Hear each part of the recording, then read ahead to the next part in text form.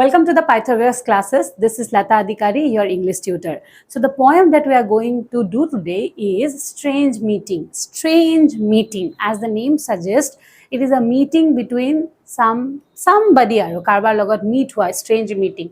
But tumaloke ei poem tor naam to sai pela you cannot কেতিয়াবা এনেকুৱা হয় ন আমি টাইটেলৰ নামটো পঢ়ি পেলাই পয়েমত কি আছে হেতু ক'ব পাৰো হিয়াৰ স্ট্ৰেঞ্জ মিটিং হয় meeting but between whom what is the subject matter what is the theme এই বস্তুটো উলিয়াবলে অকমান টান হৈ পৰে strange meeting as the name suggests the meeting is really strange and this strange meeting poem was written by Wilfred Owen.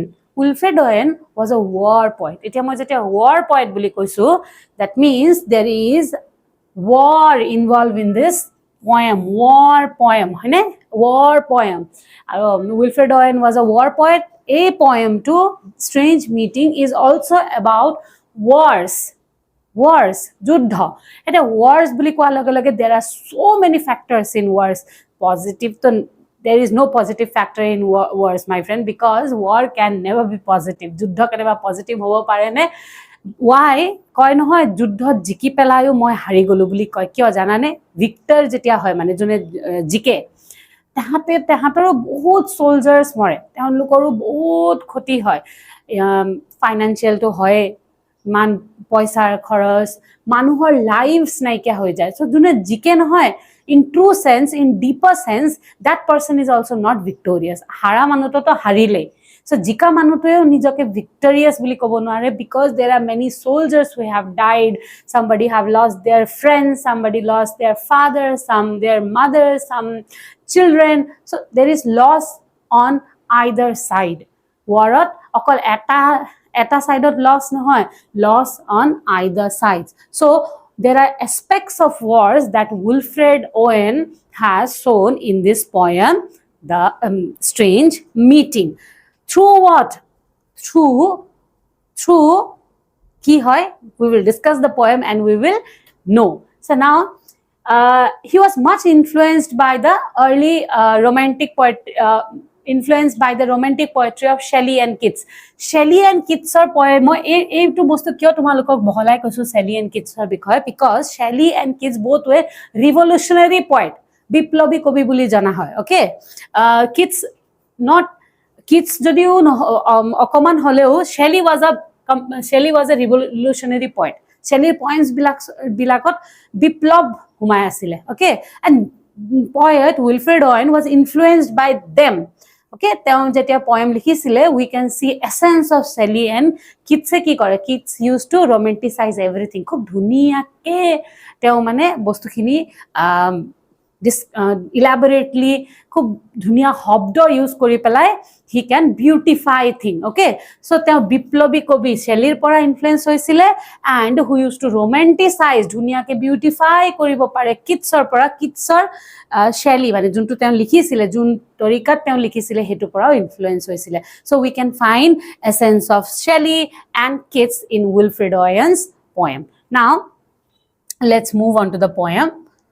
It seemed that out of battle I escaped down some profound dull tunnel long since scooped through granites which titanic wars had groined. Because it seemed that out of battle I escaped. Now war scene speaker jone koi ase a poem to june koi ase tekhete koi ase je it seemed that out of battle I escaped moi eta juddha sthali pora battle pora I escaped moi polai ahilo down some profound dull tunnel kose eta tangor eta koba tolor phale tunnel etat moi ahile jenke bunkers bilak bonwa thana keno matir tolot je soldiers bilake war homoy jate teoloke safely tat thake boli some kind of that tunnel kose je down some profound dull tunnel long since scooped scoop kele koise yat scoop ice cream e scoop koru ami scooped mane ki janane matir por mati khani uliaise je scoop kori ulaise he karone scooped tunnel to scoop korise through granites granite is a stone okay granite through granites which titanic wars had grown titanic mane ki janane enormous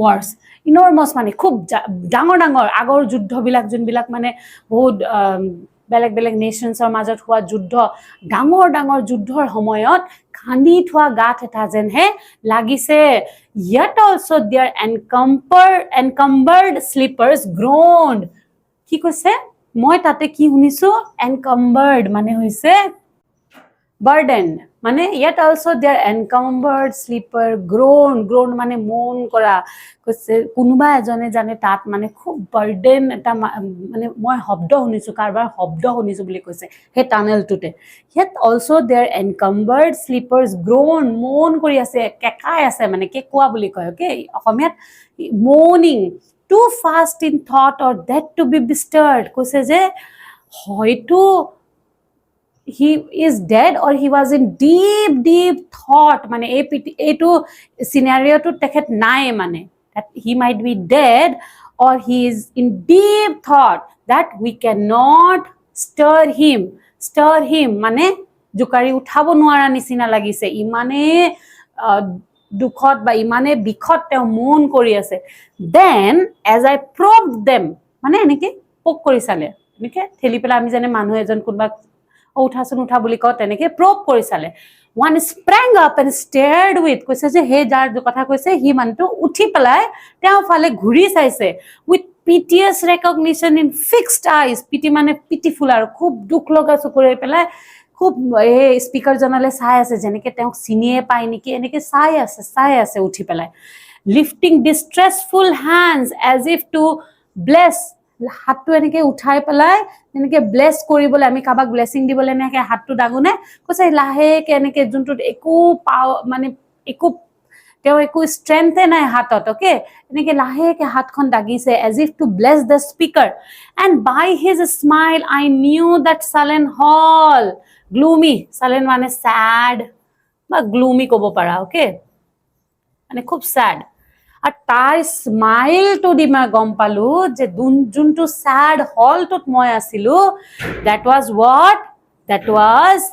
hell itself we were standing in hell by his dead smile I knew we stood in hell the speaker and the person that the speaker saw there moaning they both were in hell so they both are dead with 1,000 fears that vision's face was grey now here the speaker will give you the vision or he will sketch the character okay tumalok amar mane readers agot he speaker jak dekhisile he tunnel to bitorat teor mane বর্ণনা দি আছে with 1,000 fears that vision's face was grey না তে vision বুলি কৈছে জানানে মানুহ বুলিও কোৱা নাই কেলে ভিজন বুলি কৈছে জানান because he was dead আৰু he was lifeless হে কাৰণে তেওঁ ভিজন বুলি কোৱা হৈছে হে মানুহটোক ম্যান বুলিও কোৱা নাই কিন্তু স্পিকাৰে he is using the term vision because he is lifeless he doesn't have anything inside him that's why he is called a vision apparition বুলি ক'ব পাৰা okay বহুত বুলিও ভাবিছে যেহেতু হেলত আছে So with 1,000 fears that vision's face was grained. Grain মানে কি? Grain তো বুঝে পোৱা নহয় হৰু আমি grain কাক কওঁ? Grain ধান বা ধানক আমি grain বুলি কওঁ। অকমান হৰু থাকে না। But here grained means তেওঁ face to হাজাৰটা fear ভয় তেও হাজাৰটা ভয় তেও ফেসত গ্ৰেইন কৰা আছিলে মানে মিহি কে প্লেস কৰা আছিলে if you look into that vision's face you can see thousands and thousands of fear lurking on his face grained বুজিলানে ইমান মানে প্লেস কৰা আছিলে এনেকে বনুৱা আছিলে হাজাৰটা fear দি পেলা yet no blood reached there from the upper ground now yet upper ground to কোনটো ground কৈছে জানানে upper ground to কৈছে this earth this living earth তেওঁ তো কলে নহয় মই হেলত আছো বুলি so upper ground মানে যত wars বিলাক হৈ আছে a live world a living world যত মানে এটা soldier ইটো soldierক মাৰি আছে যত এটা country ইটো countryক attack কৰি আছে যত এটা state ইটো stateক attack কৰি আছে yet no blood reached there from the upper ground কৈছে হে hell to একটু পালু ব্লাড উপরে দি আহা নাই iman blood চাৰিওফালে blood, but in that hell there was not a single drop of blood, and no guns thumped or down the flues made moan. কি বুলি কৈছে, কোনো gunsৰ soundো নাই, একো শব্দ নাই. Strange friend, I said. তেতিয়া তেওঁ কি কৈছে, সেই মানুহজনক কৈছে strange friend. Why strange? Because that person, তেওঁ মানে ভাবিব পৰা নাই তেওঁ dead হয় নে alive হয়. That's why he calls him vision. That's why he calls him strange friend, and he doesn't know that person. That's why he said strange friend. I said there is no cause to mourn. Kyo tumi mourn kori asa? Yato kono bloodoo nai, yato kono ganu nai, kono juddho nai. Kyo tumi mourn kori asa? Kyo tumi dukh kori asa? None, said the other. Ito ki koise, nothing. None save the undone years, the hopelessness. Whatever hope is yours was my life also. I went hunting wild after the wildest beauty in the world. Now here that strange friend is talking. Now nizar bikhoye koise none. He says none said the other save the undone years. Koise nothing except the life, except ki koise eko sad na yat, except the life I could have lived in the upper world. Jot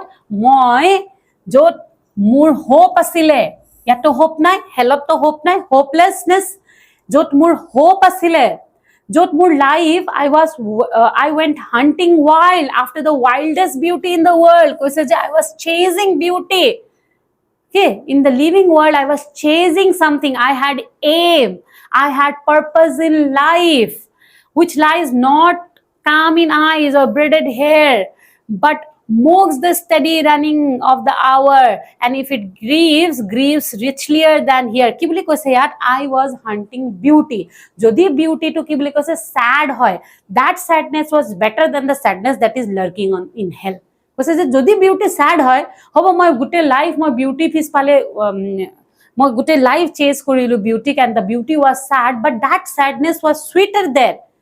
And the sadness that lurks in hell is very, very dark and very, very gloomy, and it is, this sadness is far more worse than the sadness that I experienced in chasing the beauty. Now the beauty, he says, what he chased, junto beauty te chase korisile heto karbar sokut nohoy ba karbar sulit nohoy.